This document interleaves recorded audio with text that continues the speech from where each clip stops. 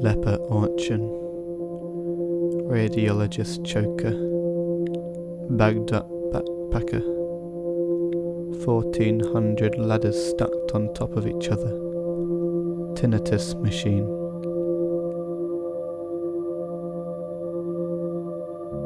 Welcome to Japan world.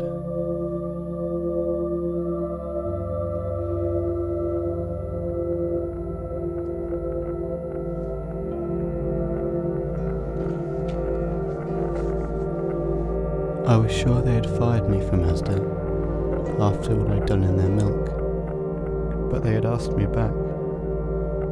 The man who said his name was Boss brought me back into a room. He showed me the pint of semi-skimmed I'd paid tribute to, talked about the family that had poured it in little Billy's breakfast bowl, said I made him sick. I asked if he wanted to try some, and he said, "Why don't you?"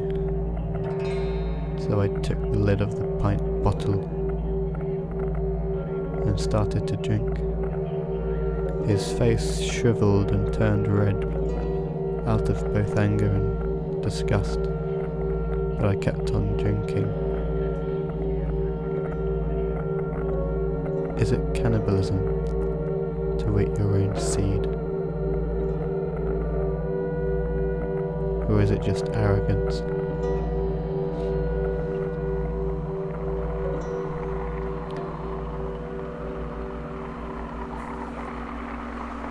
They'd ordered the chess game to be played with real people as the pieces.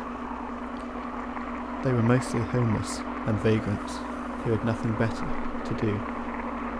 Occasionally a pawn would get off with another pawn, which was heavily against the rules dictated by the chess master. The ones that played the knights were always cocky. They usually had big arms and calves, and made a big deal about jumping over people's heads and making a move.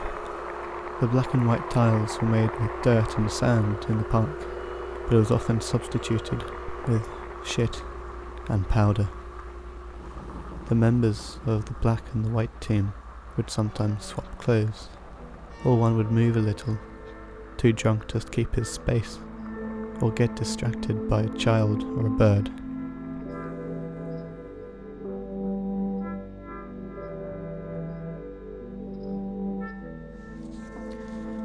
He was digging around at the frame of the window for scum, collecting it with a small dessert spoon and putting it in his jumper pocket, waiting for it to dry. It was a long way to the nearest boots, but he knew it would be worth it. Once his jacket pocket was filled up, he began to walk towards the boots. He put on his best trainers and a hat which partially disguised his eyes. He didn't smile at anyone on the way there, but inside he couldn't stop smiling. Once inside, he went to the paracetamol aisle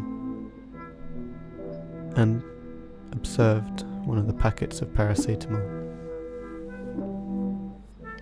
2 packet per customer, it said. 2 packets per customer.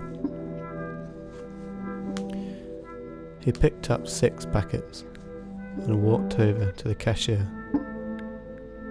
She looked nervous and young.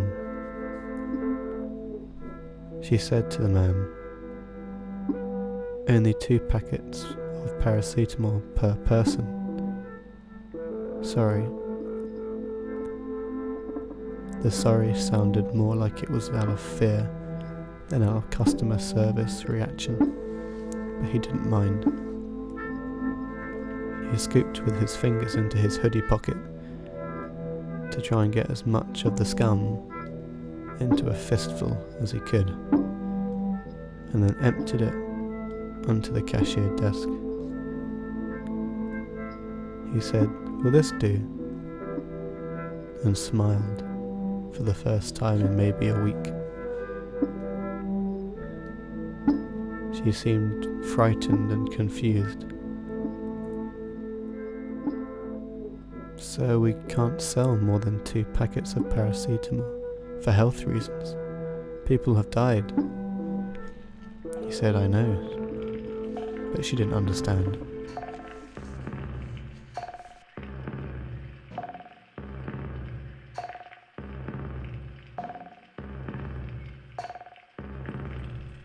She was outside the Halloween shop, and all the masks and costumes looked like Madame Tussauds with the heating turned up.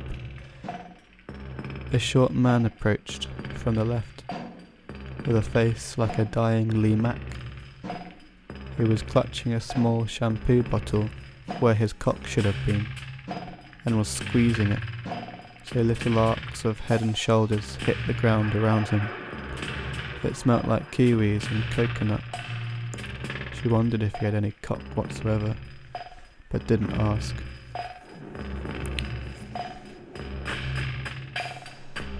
He approached closer and closer, and this time a little spatter of his faux cum touched her shoe. Normally it feels so clean, but today it felt so dirty.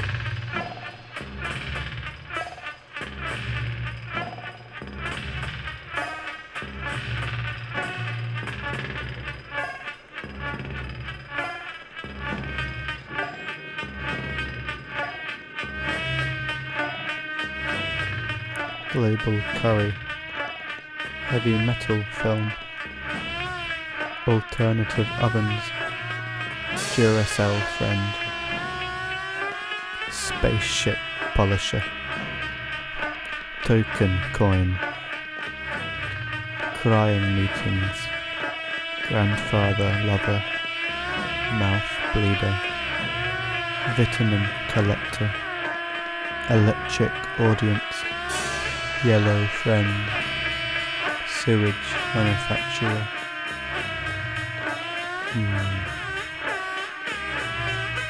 Old dirty man. Welcome to Japan world.